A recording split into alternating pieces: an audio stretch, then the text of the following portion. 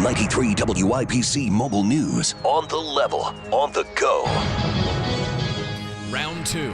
With your Alexa Flash Briefing, I'm Kurt Darling. Amy Coney Barrett says she is not being swayed by anyone as she goes through the confirmation process. I also think it would be a complete violation of the independence of the judiciary for anyone to put a justice on the court as a means of obtaining a particular result. Senate Democrats asked her if she would recuse herself in the event the outcome of the presidential election ends up in front of the Supreme Court. Barrett would not commit to that, questioning over her nomination to the High Court continuing today in Washington. Indy Mayor Joe Hogsett speaking Tuesday. This year, while most metrics of crime continue to decline, homicides have skyrocketed. Which is why he's rolling out a new plan to work with IMPD and community organizations to help get a handle on the violence. This year there have been 187 total homicides, 160 of those considered murders. Eli Lilly halting clinical trials of its COVID-19 antibody treatment. The indie drug maker not saying exactly why they're pressing pause, only saying it's out of an abundance of caution.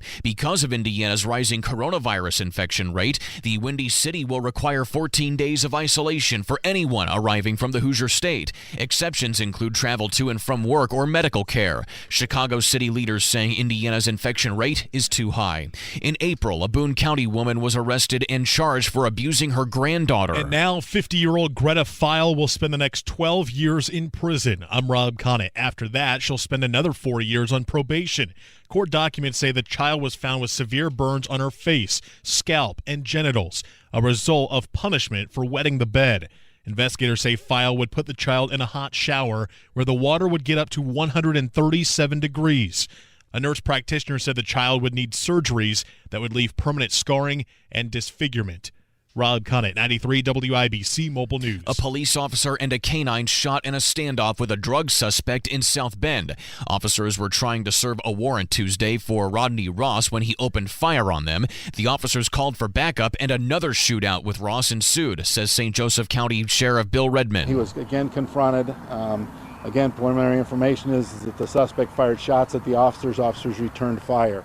The suspect is deceased. It was during that second shootout that the officer and the canine were hit by Ross's gunfire. The officer will be okay, but the canine still recovering. No amnesty for late absentee ballots in Indiana. A federal appeals court in Chicago has overturned a southern Indiana federal judge's ruling that absentee ballots that come in after Election Day would be counted. The appeals court decision means ballots are due back to election managers by noon on Election Day.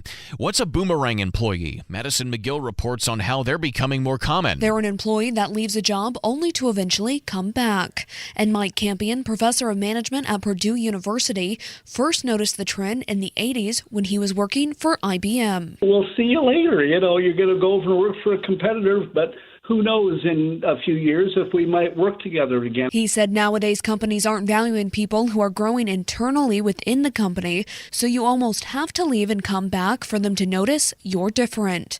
Madison McGill, 93 WIBC Mobile News. WIBC's flash briefings are updated throughout the day, so you can always check for the latest local news. You can also rejoin us in the car at 93.1 FM to stay on top of the latest traffic alerts, weather, and news. I'm Kurt Darling, on the level, on the go, and on Twitter at 93 WIBC and WIBC.com.